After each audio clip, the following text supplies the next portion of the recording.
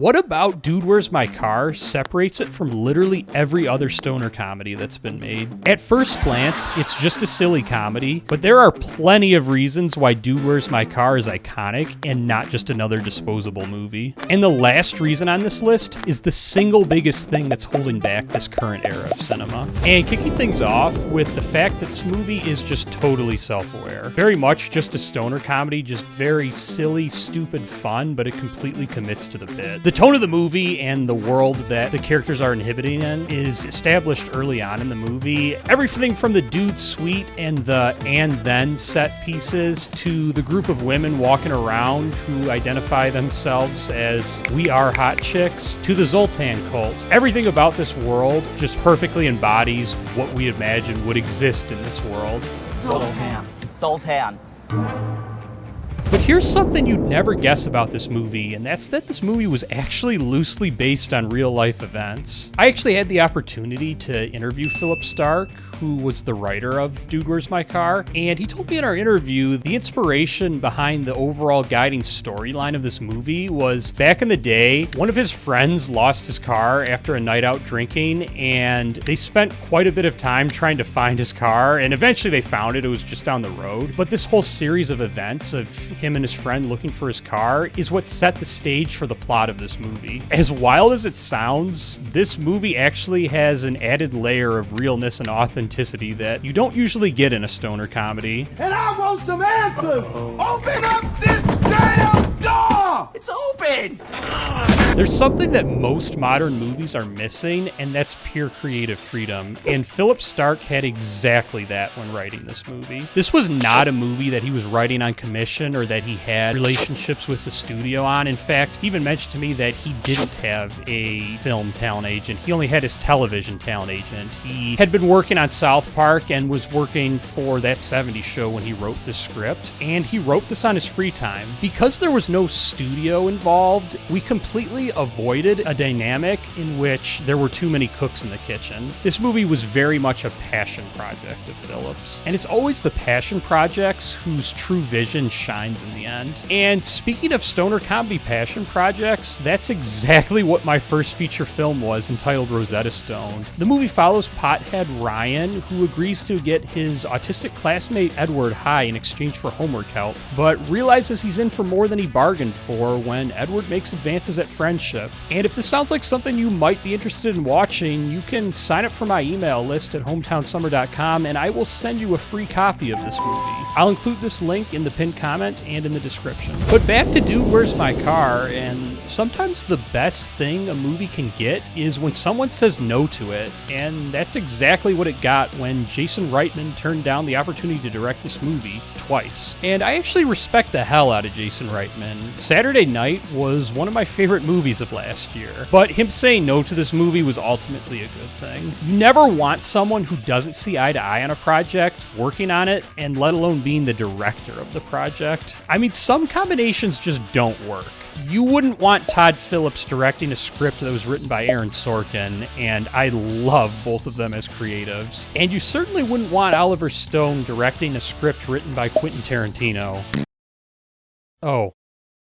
I mean, who knows what this movie would have ended up looking like if Reitman had ended up directing it. Danny Liner was the perfect choice to direct this film. Outer space with cool aliens. But what's even more important than the director of a movie? The cast. And the casting in this movie was spot on. Jake Gyllenhaal and Seth Rogen actually initially auditioned for this movie for the roles of Jesse and Chester, and I respect the hell out of Jake Gyllenhaal as an actor. He is phenomenal. It just doesn't feel right having them in this world. And I couldn't imagine a better combination of Seann William Scott and Ashton Kutcher to play the roles of Chessie and Jester.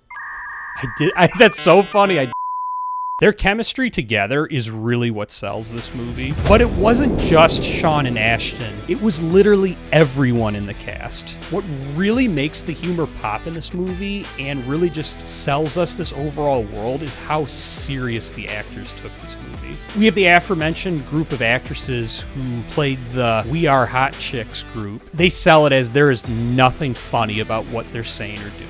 We have the Zoltan cult. These actors are just so dialed in. They are so serious about the Zoltan, and they are so bought into their cult. As ridiculous as it sounds, as outrageous as this world is and the people who inhabit it, we believe in the moment that they are real people. You know, this isn't like Jimmy Fallon on the More Cowbell skit from SNL.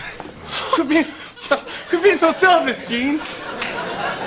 And it seems like you never see this in movies nowadays, comedies especially, and that's that this movie takes a lot of swings, a lot of risks, and it nails all of them. And I'm not necessarily talking about controversial jokes. I mean, it definitely has that with the transsexual stripper subplot, but this movie is just one big risk after another. We have the and then bit. If this wasn't funny after 5 seconds, it's not going to be funny after 2 minutes. And that is just such a risk to put on. And you know, the Zoltan cult, they are really fucking weird. If it turned you off when they first get pulled into the car, you're not even gonna make it to the point when they get to the secret lair. You will be completely checked out by then. And you know, this sort of thing is not gonna work for everyone, but it really hits the nail on the head for its target audience. Something else that you never see in movies nowadays is its unconventional runtime. The movie comes in at 82 minutes, and while I love a long movie, I mean, at the end of Oppenheimer, I was wishing for another hour. It only needs 82 minutes to tell its story. There was no studio micromanaging this project and saying, okay, you gotta hit 90 minutes or whatever the hell the studio wants. It's an 82-minute movie and it works. Even though this is a dumb movie, it's still wildly entertaining. You know, Phil told me that this movie started off as just a series of sketches. As he went through the process, then the storyline started to come in. And I can totally see this. Aside from its loose plot line, it essentially is just set piece after set piece. But that's okay, because the sketches / set pieces are so funny and so entertaining, and each one tops the last. And I could see this being problematic, but we get thrown into it in the beginning. Each scene has the courage to top the last scene, to be more entertaining than the last. The movie gets more memorable as it goes on. And getting into our last point, the single most important aspect of this movie, and the greatest thing that's holding back this era of cinema, is that this movie doesn't try to be anything other than what it is. The movie isn't for everyone. It's for a select group. I wouldn't call it super niche, but it's not catering to everyone. It's not going to be a people pleaser, but the people who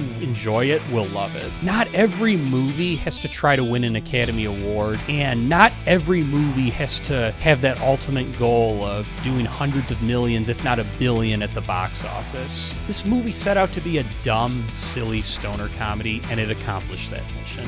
A lot of people will hate this movie. A lot of people will love it, but very few people will feel indifferent about it. And that should be the overall goal of every movie. You know, in Aaron Sorkin's masterclass, he gives a phenomenal analogy that relates directly to this. He essentially says, so if I was ordering at a steakhouse, my go-to would be the filet mignon. And I know just from saying that, I definitely got an reaction from many of you, and I made many of your mouths water. But the point that I'm trying to make and that he was making is that a movie like Terrifier is a perfect example. So many people will hate that movie, but it has a cult following and it has a very loyal fan base. That's really what we need more of in this era of cinema. Instead of trying to get a bunch of crowd-pleasing movies together, what's important above all else is making movies that the filmmakers feel passionate about. That's exactly what Dude, Where's My Car is. And if you love Dude, Where's My Car, chances are you also love American Pie, because it set the standard for this entire style of comedy. I break down the blueprint that makes it the perfect teen comedy